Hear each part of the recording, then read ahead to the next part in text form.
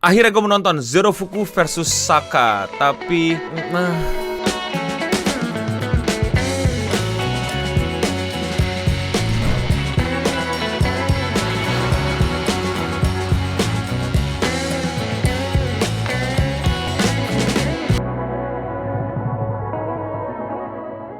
Selamat datang lagi di podcast Indonesia Radio Singham, dimana kalian gak perlu lihat gambarnya, kalian bisa pasang headset atau gedein speaker dan lanjutkan aktivitas kalian. Kali ini gue akan nge-review Record of Ragnarok Season 2, Saka versus Zerofuku. Seperti yang kalian tahu, gue ngefans banget sama manganya Record of Ragnarok atau Sumatsu no Valkyrie, dan gue nungguin banget animenya. Jelas, anime Season 1 sangat-sangat dan Season 2-nya menurut gue jauh lebih menarik, dimana kita bisa lihat pertandingan Hercules versus Jack the Ripper itu sangat-sangat wow, top tier. Di manga pertarungan ini tuh paling atas tiernya, dan ternyata di anime pun dia juga paling atas gitu. Memenuhi ekspektasi kita, memberikan vibe yang sama, kengerian yang sama, dan sesuatu yang bener-bener bikin kita bingung mau bela siapa gitu. Actionnya dapet, storynya dapet, ngerinya dapet, dilemanya dapet, hype-nya dapet, gregetan dan deg-degannya dapet. Padahal kita tahu bagaimana endingnya, tapi kita pengen lihat jurus terakhirnya gimana. Buat yang baca manga pasti setuju sama gua kalau Saka versus Zerofuku ini adalah juara 2 dari pertandingan di Sumatsu no Valkyrie. Gua gak berharap sebagus Jack the Ripper versus Hercules, tapi minimal jangan sehancur di season 1. Dan sayangnya, apa ini?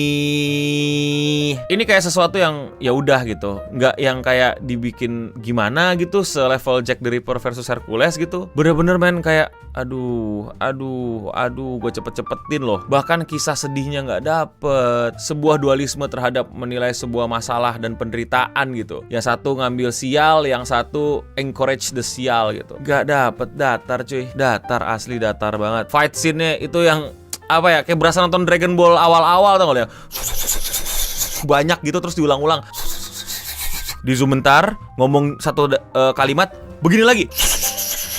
Tapi mungkin agak lebih di zoom, atau pergerakan pindah-pindah kaburnya dari sini ke sini ke sini jadi ke sini ke sini ke sini atau ke sini ke sini ke sini. Lihatnya tuh bener-bener mesti menahan amarah, sedih, tapi nanggung, tapi gue suka, tapi nggak bisa bohong visual kayak begini mah. Haduh, kan di manga dan di anime gitu ya, komentator Valkyrie dan Zeus tuh sama si Mars tuh yang bener-bener di highlight gitu untuk menjelaskan what's going on gitu. Dan biasanya penjelasannya tuh menarik, unik gitu loh, dengan visual-visual yang oke gitu. Di sini kayak berapa kali gue liat, kayak cuma sekali deh yang tentang bagaimana si Saka bisa baca gerakan lawan.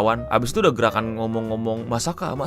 Aduh, itu Brunhilde juga gak keluarin lagi tuh ekspresi-ekspresi anehnya gitu. Yang tiba-tiba dia jadi psycho, yang tiba-tiba dia nge-freak, cuma nangis sama diem, nangis, datar, udah. 2 ekspresi. Padahal minimal dia ngamuk, panik atau apa gitu, yang tiba-tiba si Zerofuku berubah gitu jadi Hajun. Biasa aja kayak udah gitu. Lalu kita akan balik lagi ke pindah, terus ke baret, ketusuk.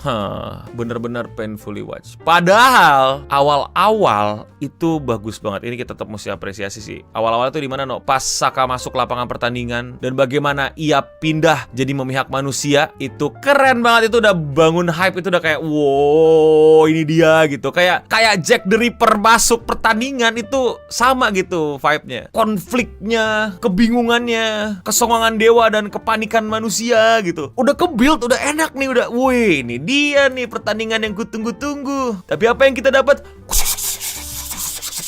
Minimal juga VFX-nya diokein gitu ya, kayak dibikin kayak Jojo atau Fire Force gitu. Enggak, yang bener kan.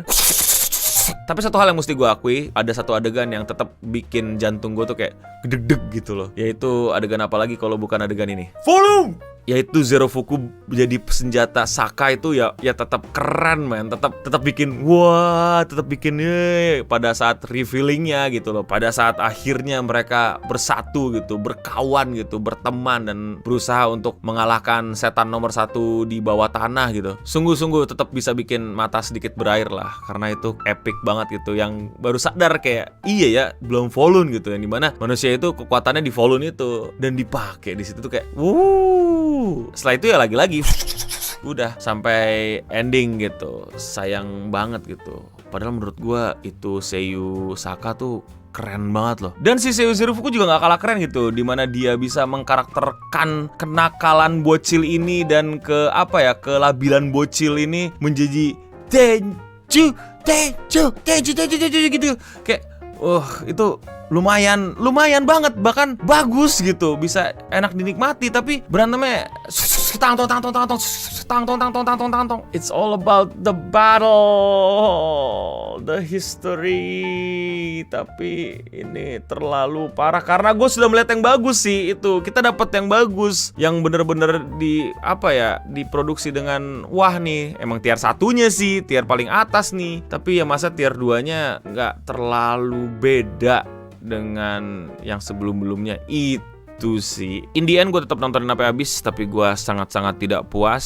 Gue kedepannya akan tetap nonton karena gue pengen lihat apakah ada perubahan atau ya gue udah mulai di tahap ragu sih bakal ada perubahan. Ya gue akan menanti dan menonton pertarungan raja pertama melawan raja bawah tanah. Menurut kalian pertarungan berikutnya akan dibikin sama aja, dibikin malah lebih kacau atau malah lebih bagus? Komen di bawah. Ya itulah sekian review gue mengenai Record of Ragnarok Saka versus Zero Fuku atau alias versus Hajun. Tapi namanya di anime beda ya, Payapuku apa gitu. Kalau kalian suka sama konten gue yang kayak gini dan mau support langsung gue, kalian klik tombol join atau gabung di bawah dan kalian bisa mendapatkan beberapa perks yang menarik buat kalian. Salah satunya adalah bisa join Discord private gue, yang di sana kita bisa ngobrol-ngobrolin anime-anime terbaru lebih cepat tanpa harus nunggu gue live stream atau syuting. Gue No Bening pamit undur diri, dan untuk kita semua stay clean and sound.